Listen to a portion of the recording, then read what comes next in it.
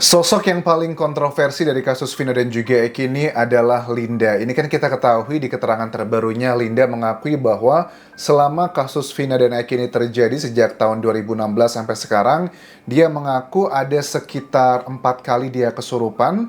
Bahkan dia pun juga mengatakan bahwa sekarang tuh Vina itu masih mengikuti dia terus karena ya ada salah satu statement dikatakan di sini bahwa dia punya kemampuan yang bilangnya adalah dia bisa berkomunikasi dengan Vina, begitu.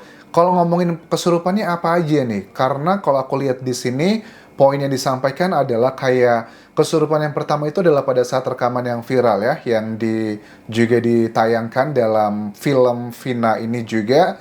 Terus yang kedua adalah pada saat rambut sambung dan behelnya yang dia minta dilepas. Ini adalah pada saat mau otopsi. Itu adalah yang kedua. Yang ketiga adalah dia juga kesurupan pada saat ibunya Vina itu pulang sebagai asisten rumah tangga dari Malaysia. Dan keempat, dikatakan ya saat di depan pengacara Vina di Jakarta yang menyebutkan nama Mel dan juga salah satu YouTube channel.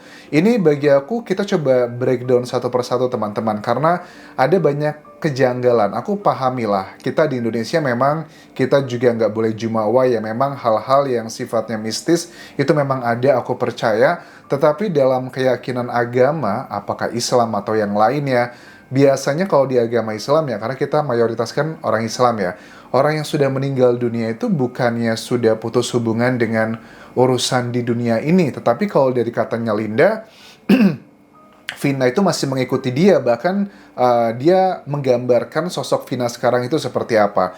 Vina itu kalau dulu, Vina itu masih ikut aku lihat dia. Dia masih suka memberi rasa sedih atau sakit. Penampakan dia udah beda kayak dulu. Kalau dulu wujudnya masih bagus, kalau sekarang aku takut ngeliatnya.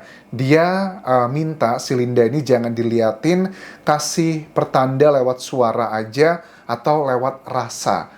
Rasa ini apa ya? Rasa manis, rasa pahit, atau seperti apa? Karena jujur sih aku menghargai apa yang dipercaya oleh sebagian masyarakat Indonesia, tapi suka nggak suka keterangan Linda ini tidak bisa dijadikan alat bukti. Bahkan kalau dari beberapa kali dia kesurupan, misalnya kita bahas masalah rekaman yang pertama kali. Kan kita ketahui banyak sekali masyarakat yang percaya ya dengan rekamannya Linda yang pertama kali. Bahkan keluarganya pun kelihatan banget pada saat diwawancara di Denny Sumargo pertama kali, mereka banyak sekali mengutip apa yang dikatakan Linda pada saat kesurupan tersebut, kemudian membenarkan, iya ini itu suaranya memang Vina banget, hal-hal yang disampaikan memang sesuai dengan misalnya kondisi terakhirnya A, B, C, dan D. Apakah itu hanya sekedar kebetulan saja, ataukah ini bagian dari petunjuk? Tapi jujur, dari kakaknya almarhumah Vina, Marliana ya namanya, itu juga ada beberapa statement yang disampaikan itu ternyata tidak sesuai dengan kenyataannya. Salah satunya adalah waktu diwawancara Denny Sumargo, Marliana kan mengatakan bahwa para terpidana itu, tersangka saat itu ditangkapnya pada saat mereka sedang tidak sadarkan diri katanya.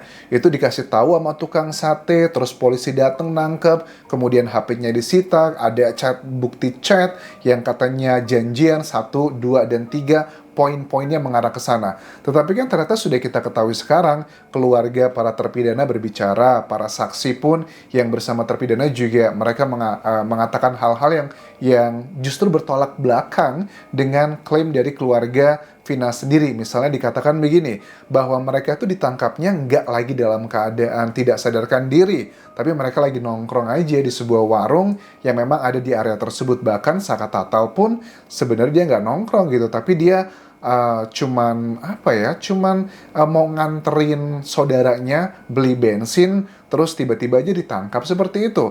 Kan ini ada bagian yang tidak sesuai nih dengan apa yang terjadi menurut para saksi. Terlepas siapa yang benar dan juga salah ya.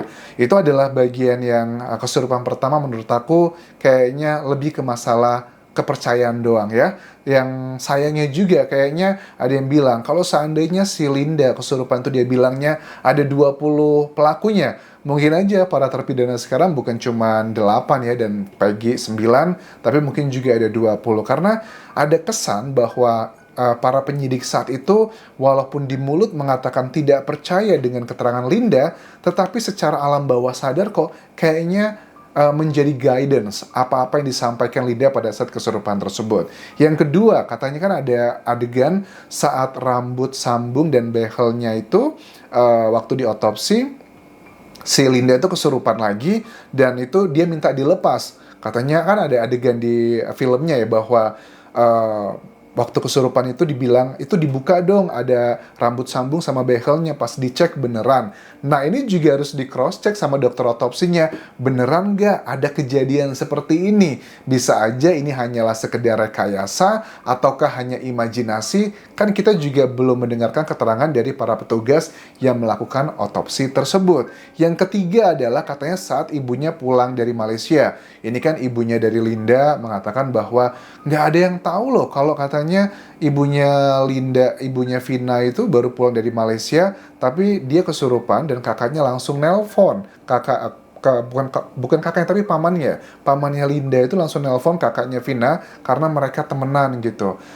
Dikasih tahu bahwa ini adik kamu nih masuk nih ke keponakanku lagi, dan kebetulan ibunya pulang. Katanya nggak ada yang ngasih tahu. Mungkinkah kebetulan atau petunjuk? Tapi uniknya adalah ada keterangan Linda juga yang mengatakan bahwa di waktu pemakaman Linda itu sama temannya atau sama saudaranya kan berusaha datang ke rumahnya Vina untuk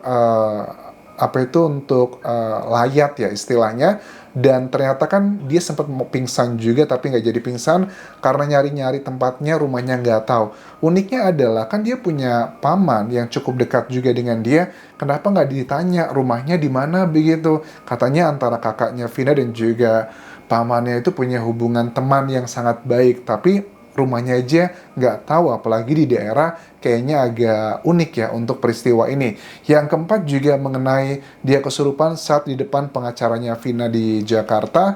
Dikatakan juga ini kan ada Mel-Mel juga isu yang disebutkan. Nah Mel-Mel ini sekarang di mana? Ya Mel-Mel sih katanya dari salah satu kuasa hukumnya, Rasman kalau nggak salah, dia yang bilang bahwa Mel-Mel ini sedang menjalani konsekuensi dari tindak pidana sesuatu hal, tapi bukan urusan Vina dan juga Eki. Ada yang bilang gara-gara dia narkoboy, makanya dia di penjara. Benar atau tidak ya kita lihat nanti keterangannya seperti apa. Tapi yang disampaikan Linda di sini bahwa kan dikatakan bahwa si Mel-Mel kan bilang bahwa Linda yang dia maksud itu bukanlah Linda yang kesurupan ini, tapi ada Linda perempuan yang lain gitu yang ada dalam peristiwa versinya Mel-Mel tersebut. Tapi pada saat kesurupan yang di depan kuasa hukumnya Vina kan Linda mengatakan Vina dalam Linda gitu, bingung ngomongnya. Dia mengatakan bahwa Mel-Mel ini adalah bagian dari pelakunya. Dan percaya nggak percaya sih, karena antara keterangan Mel-Mel dengan keterangan misalnya Pak Suroto itu sebenarnya masih ada potensi saling menguatkan loh. Salah satu poinnya kan Pak Suroto bilang bahwa ada kayak jaket yang menutupi area bagian pribadinya Vina. Dan si Mel-Mel bilang bahwa saya adalah orang yang menutupi area pribadinya Vina dengan jaket tersebut. Kemudian saya lari ke sebuah warung yang sudah dia mintai tolong awalnya tapi sudah tutup. Pada saat Mel balik lagi ke lokasi tempat kejadian di Jalan Raya Talun tersebut, ternyata sudah ramai orang. Ya walaupun Pak Suroto awalnya bilang bahwa saya nih katanya yang naruh jaket di atas area pribadi Vina, tapi kemudian diralat, bukan dia. Dia itu datang karena sudah mendapatkan telepon dari warga ada penemuan dua orang tersebut. Karena Pak Suroto itu kan dia sebagai banpol ya, bantuan polisi kurang lebih lah istilahnya, yang bukan anggota polisi tapi memang sering nongkrong di kantor polisi untuk ngebantu tugas kepolisian. Sebenarnya masih bisa ada, kalau cocok logi ya masih bisa tidak terbantahkan satu sama lainnya, kecuali kalau Pak Suroto mengaku iya saya yang nutupin area tersebut. Nah berarti Mel-Mel nih yang bohong, tapi kan Pak Suroto meralat begitu, jadi masih ada potensi mengarah ke sana. Nah kemudian juga statement disampaikan Linda dalam wawancara dengan Uya Kuya ini adalah itu betulan apa enggak sih kamu kesurupan? Katanya dia, ya saya memang kesurupan, kakaknya aja udah konfirmasi, kakaknya Vina maksudnya. Jadi kan mereka sangat percaya sekali dengan apa yang disampaikan Linda ya pada saat dia kesurupan. Kenapa kamu yang kesurupan?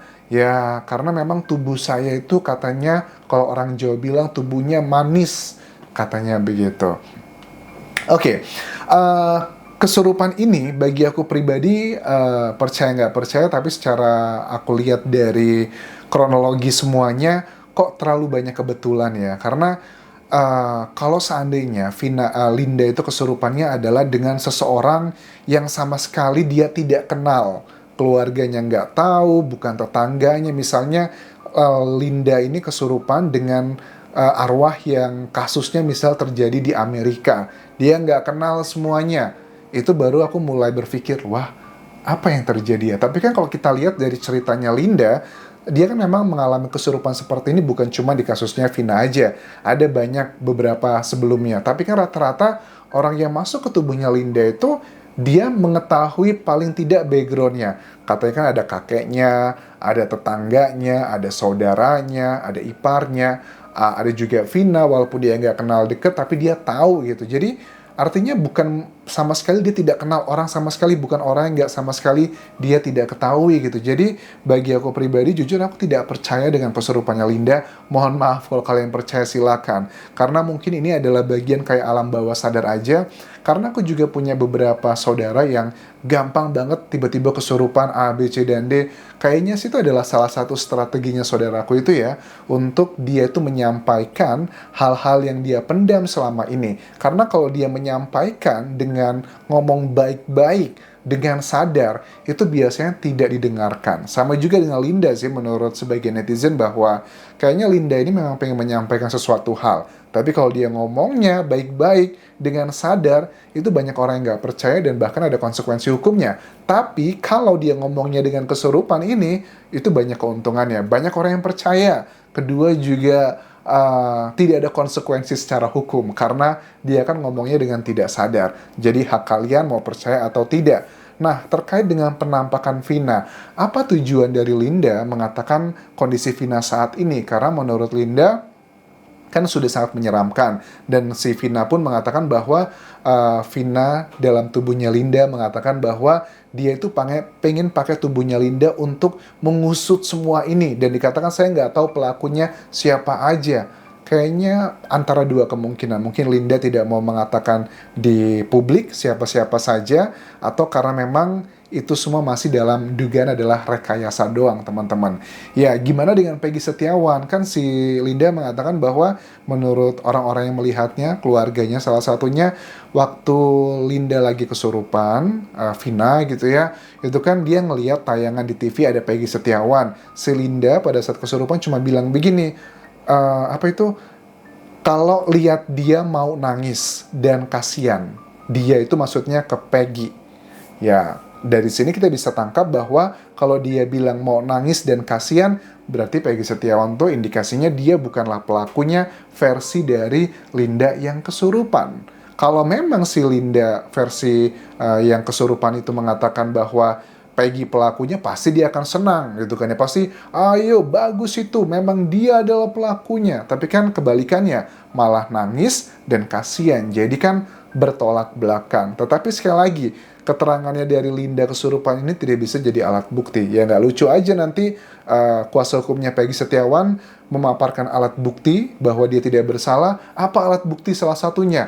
Salah satunya adalah keterangan dari Linda. Dia bilang waktu kesurupan Vina bahwa Peggy itu bukan pelakunya. Ya nggak bisa dijadikan alat bukti, malah justru akan ditertawakan dalam tanda kutip di persidangan. So, itu yang bisa aku bahas terkait dengan uniknya karakter Linda. Kalian percaya silakan, kalian tidak percaya juga silakan. Tetapi yang punya agama Islam kan keyakinannya bahwa orang yang sudah meninggal dunia itu sudah putus hubungannya dengan dunia ini, dan mereka itu sekarang sedang di alam kubur, sedang menanti yang namanya hari kiamat. Itu kalau yang Islam. Kalau agama lain ya juga punya kepercayaan masing-masing. Dan memang ada sih jin-jin yang seperti itu yang menyerupai manusia yang sudah meninggal. Aku yakin kalian lebih ngerti lah tentang jin korin seperti itu. Dan itu kan berarti bisa aja jin itu mengatakan kebenaran, bisa juga mengatakan kebohongan ya. Sampai ketemu lagi di video berikutnya. Sampai jumpa. Bye.